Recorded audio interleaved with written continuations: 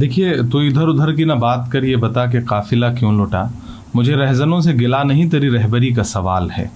288 आधिकारिक मौतें और तकरीबन 1000 के आसपास घायल हमारे नागरिक। उसके बाद जिस तरह से रेल मंत्री जी कह रहे थे कि अब जांच पूरी हो गई है, अब सारी बातें तथ्य सामने आ जाएंगे, और उसके बाद आखिर में कह देना कि हमने मामला सीबीआई को सौंप दिया। ये तो सीधे सीधे टाल मटोल वाली बात है। इतने संवेदनशील मुद्दे पर कभी फोटोशूट और कभी फिर नारे लगवाना और कभी खुद नारे लगाना। मैं आज सुबह विजुअल देख रहा था रेल मंत्री जी का, जिसमें वो नारे लगा रहे थे, तो दरअसल वो नारे कम कवच ज्यादा लग रहे थे कि किस तरह से कवच लगा दिया जाए, जो असली कवच जो है वो ट्रैक और ट्रेनों में लगाना था। तो मल्लिकार्जुन खड़गे जी ने जो चिट्ठी लिखी है, उसमें जो बिंदुवार उन्होंने बात की है वो बहुत सही बात है। कैग की रिपोर्ट जो कहती है उस पर प्रधानमंत्री जी जवाब कब देंगे। और सबसे महत्वपूर्ण बात यह है कि इतनी मौतों के बाद अब तक रेल मंत्री का इस्तीफा क्यों नहीं हुआ।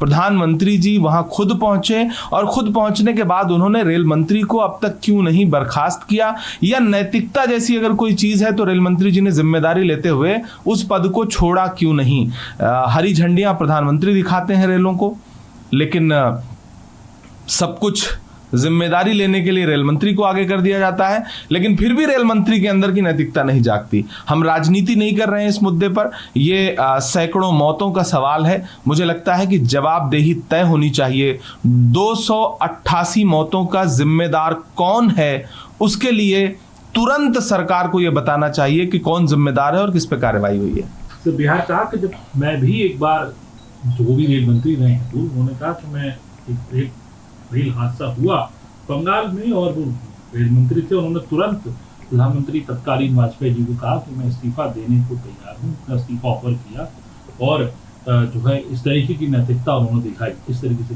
देखिए, जब विपक्ष ने रेल मंत्री पे प्रश्न उठाने शुरू किए कि सरकार जो है वो रेलों के रंग रोगन पे ज्यादा खर्च कर रही है, सुरक्षा के उपकरणों पे कम, ट्रैक पर कम खर्च कर रही है, तो भारतीय जनता पार्टी का जो आधिकारिक बयान था एक तरह से उनके आईटी हेड का, उन्होंने 3 रेल मंत्रियों के कार्यकाल में हुई दुर्घटनाओं को मीडिया के सामने रख दिया। एक ममता बनर्जी जी, दूसरा नीतीश कुमार जी, जबकि वो ये भूल गए कि ये दोनों रेल मंत्री जो है भाजपा सरकार के दौरान ही, एनडीए सरकार के दौरान ही रेल मंत्री थे।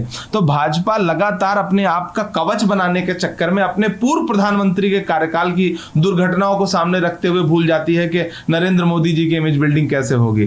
तो तब भी नैतिकता दिखाते हुए नीतीश जी ने इस्तीफा दिया था। इससे पूर्व में लाल बहादुर शास्त्री जी ने जो उदाहरण देश के सामने प्रस्तुत किए हैं।